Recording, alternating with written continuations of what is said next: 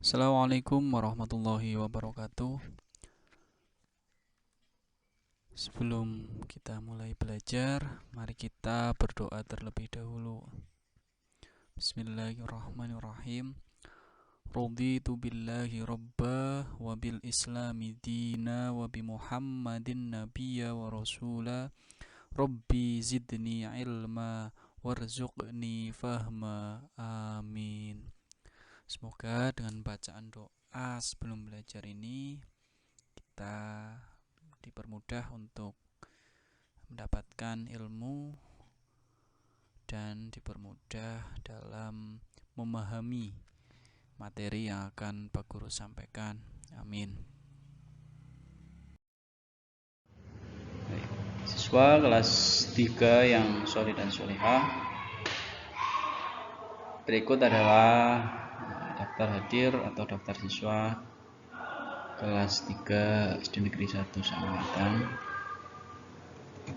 Yang pertama ada Adi Haikal, Adnan Fathurido, Hafizatul Amri Munayah, Haji Arifin, Aktala Hafiz Masato, Al-Fatihah, Akifa Sri Dinia Putri, Arjuna Reisna Pratama, Asih Maharani, Balkis Akila Yumna, Elma Sundari, Fahira Hawa Arafah, Galang Niko Pratama, Husen Husna Rahmadani, Imamul Hasbi, Ina Sahila Rahmadania, Hanza Lukiana Halwa, Muhammad Idris,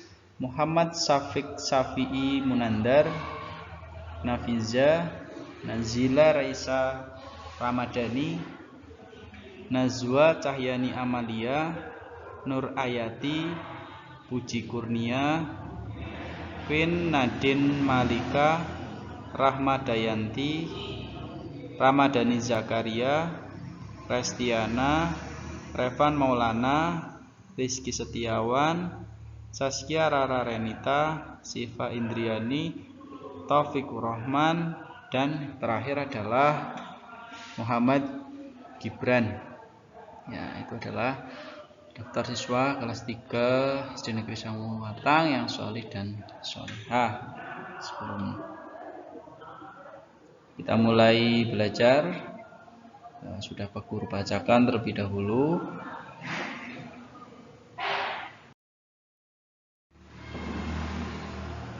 Baik siswa kelas 3 yang solid dan solihah, kita masuk ke pelajaran ketiga, yaitu meyakini Allah Maha Esa dan Maha Pemberi.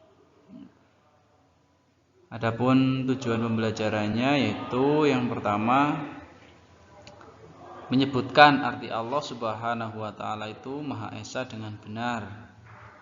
Yang kedua menyebutkan bukti Allah Subhanahu wa taala Maha Esa dengan benar. Yang ketiga menyebutkan cara meyakini bahwa Allah Subhanahu wa taala Maha Esa. Selanjutnya menyebutkan arti Al-Wahhab dengan benar. Berikutnya menyebutkan bukti Allah Subhanahu wa taala Maha Pemberi dengan benar. Dan yang terakhir adalah menyebutkan cara meyakini bahwa Allah Subhanahu wa taala Maha Pemberi. Itu adalah tujuan pembelajaran.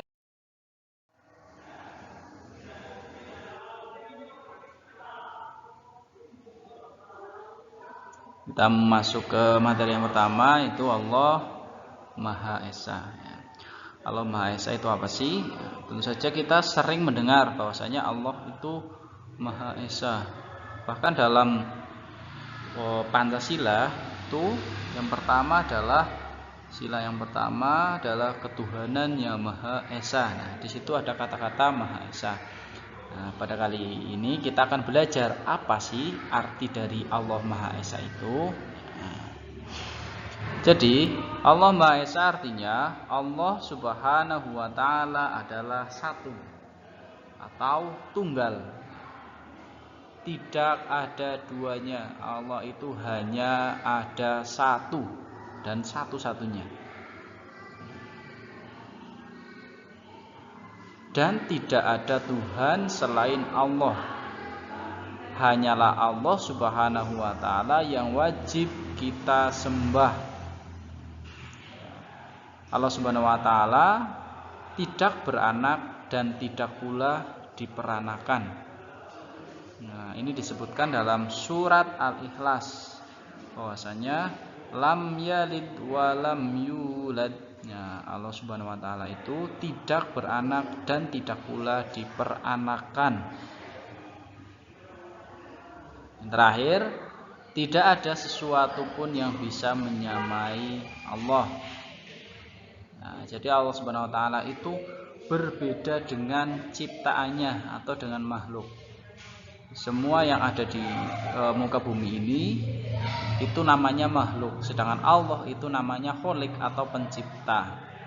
Nah, jadi Allah itu sangat berbeda. Satu-satunya Tuhan yang ada di muka bumi ini,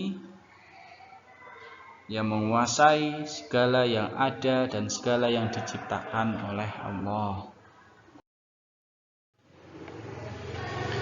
Baik anak-anak, setelah kita mengetahui bahwasanya Allah itu adalah Tuhan yang Maha Esa, yang harus kita lakukan adalah segala ibadah yang kita lakukan itu hanya untuk Allah Subhanahu wa Ta'ala semata.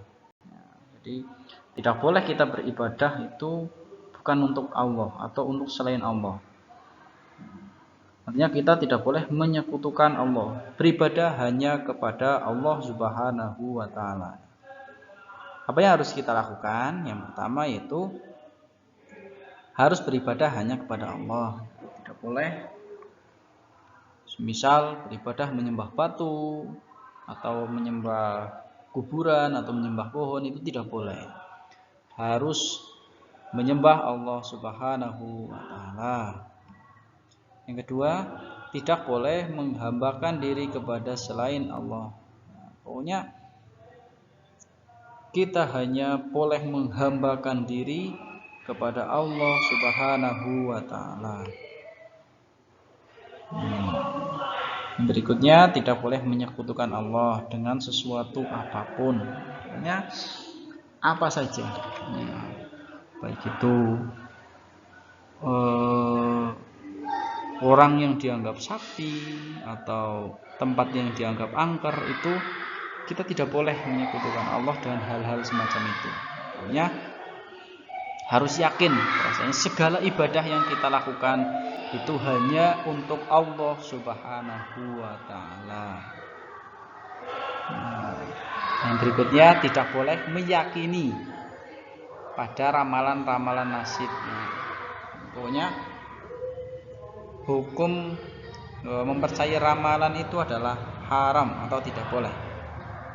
Jadi kita tidak boleh percaya kepada yang namanya ramalan-ramalan nasib. Pokoknya tidak boleh percaya. Kita hanya yakin kepada Allah Subhanahu wa Ta'ala.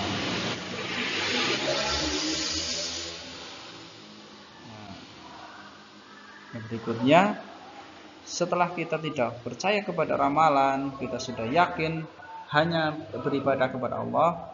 Berikutnya kita harus memperbanyak zikir kepada Allah Subhanahu wa Ta'ala.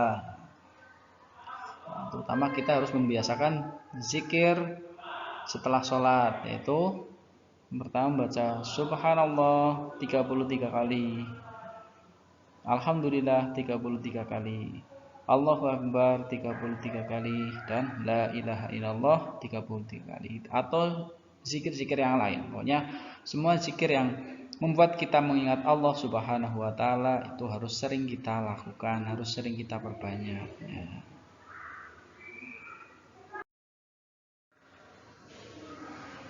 Berikutnya yaitu Allah Maha Pemberi. Maha Pemberi, atau dalam bahasa Arab atau Asmaul Husnanya itu adalah Al-Wahhab. Itu artinya Allah Subhanahu wa taala Maha Pemberi. Apa yang dimaksud Allah Maha Pemberi? Yang dimaksud Allah Maha Pemberi yaitu Allah Subhanahu wa taala memberikan karunia kepada semua makhluk yang Allah kehendaki. Jadi semua makhluk yang ada di muka bumi ini itu semua diberi karunia oleh Allah Subhanahu wa taala sesuai dengan keinginan Allah. Berikutnya, Allah Subhanahu wa taala memberi tanpa pamrih atau tanpa mengharap imbalan. Jadi Allah itu tidak membutuhkan imbalan dari makhluknya. Jadi Allah Subhanahu wa taala memberi tentu saja dengan tanpa pamrih. Karena Allah itu Maha segalanya, tidak mungkin Allah membutuhkan makhluknya. Berikutnya, Allah Subhanahu wa taala memberi kepada semua makhluk tanpa diminta dan tanpa merasa bosan. Tetapi kita sebagai hamba tentu saja kita harus memohon atau meminta kepada Allah Subhanahu wa taala ketika kita mempunyai hajat. Tapi pada dasarnya Allah mau memberi atau tidak itu adalah sesuai dengan keinginan Allah sendiri. Allah Subhanahu wa taala memberi tanpa batas waktu, kapanpun dan dimanapun makhluk berada. Pokoknya kapanpun dan dimanapun Allah Subhanahu wa taala itu selalu memberi kepada makhluknya. Tidak ada rasa bosan. Karena Allah itu Maha Kaya dan Maha segalanya, sehingga kapanpun dan dimanapun makhluk itu berada, Allah Subhanahu wa taala selalu memberinya. Yang terakhir adalah Allah Subhanahu wa taala terus memberi dan akan memberi apapun yang dibutuhkan makhluknya. Jadi apapun yang menjadi kebutuhan makhluknya pasti Allah penuhi semuanya. Baik itu manusia, hewan. Makanya kita harus selalu berdoa, selalu meminta kepada Allah Subhanahu wa taala untuk agar Allah Subhanahu wa taala itu selalu mencukupi apa yang menjadi kebutuhan kita. Berikutnya, Allah selalu memberikan yang terbaik bagi semua makhluknya. Jadi semua yang terjadi atau semua yang diberikan kepada kita, dikaruniakan kepada makhluknya itu adalah hal yang terbaik atau sesuatu yang terbaik dari Allah Subhanahu wa taala. Jadi ketika kita semisal diberi ujian sakit, nah itu memang yang terbaik dari Allah. Jadi kita harus menerimanya dengan keikhlasan. Kita diberi harta, kita harus menerimanya dan kita harus menggunakan harta tersebut untuk kebaikan. Baik anak-anakku yang soleh dan soleha, berikutnya kita harus meyakini bahwasanya Allah Subhanahu wa taala itu Maha Pemberi. Dengan cara apa?